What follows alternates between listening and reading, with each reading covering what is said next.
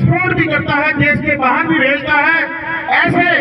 ऐसे कानून के तहत अगर किसान को लाभ मिलता है तो कुछ ऐसी देश की राष्ट्रद्रोही ताकतों के पेट में दर्द क्यों होता है। इसी श्रृंखला को मैं आगे बढ़ाते हुए अपने लक्ष्य के सम्मानित विधायक बड़े भाई आदरणीय संजय गुप्ता जी से निवेदन करूंगा कि वो भी अपने विचार हम सबके बीच में रखें।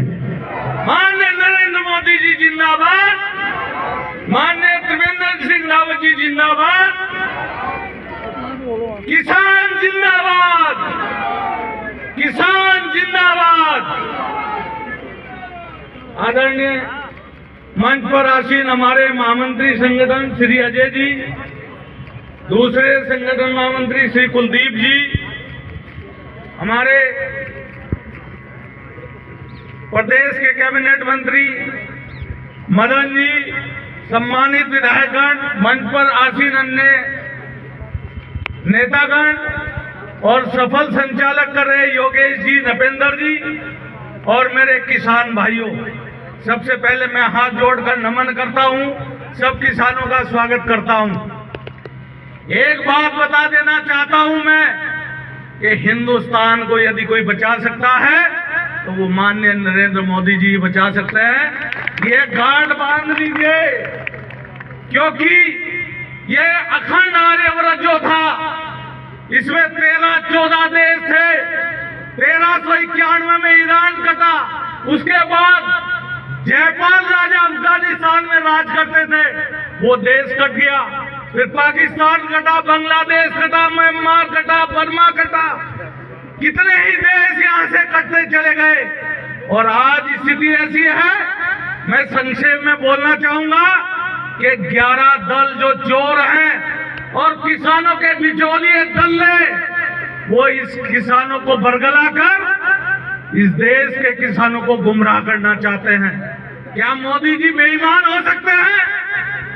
जो पूरा देश आज सर्वांगीण विकास हो रहा है पूरे देश का, और जिस देश के प्रधानमंत्री को कोई पूछता तक नहीं था, आज अमेरिका के राष्ट्राध्यक्ष, फ्रांस हो, रूस हो, जापान हो, इंग्लैंड हो, कोड़ी भर के मिलते हैं, झप्पी लेके मिलते हैं।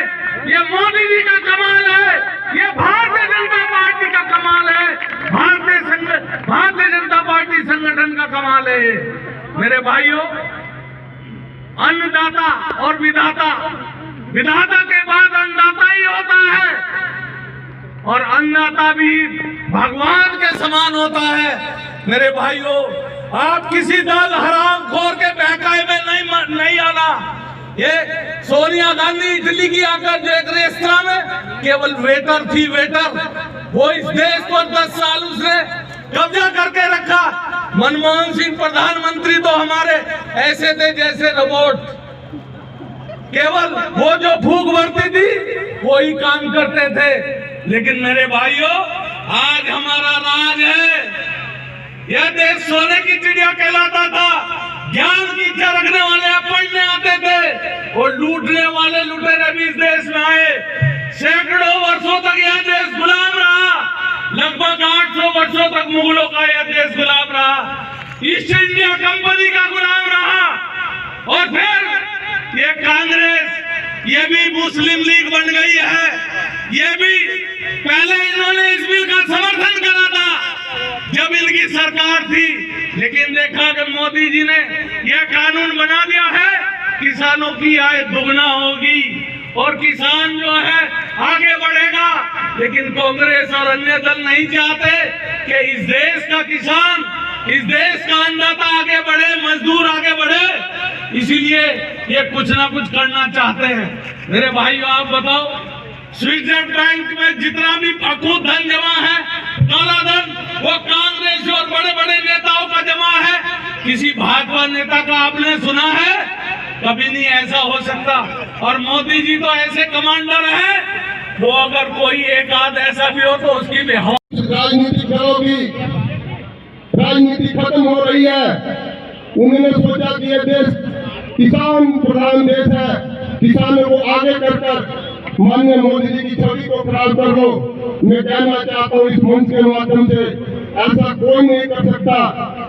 जो भी मेरे से पूर्व हमारी पार्टी के नेताओं ने इस बिल के बारे में कहा है, मैं उसका समर्थन करता हूं और इन शब्दों के साथ अपनी वाणी को विराम देता हूं। जय हिंद, जय भारत, जय उत्तराखंड।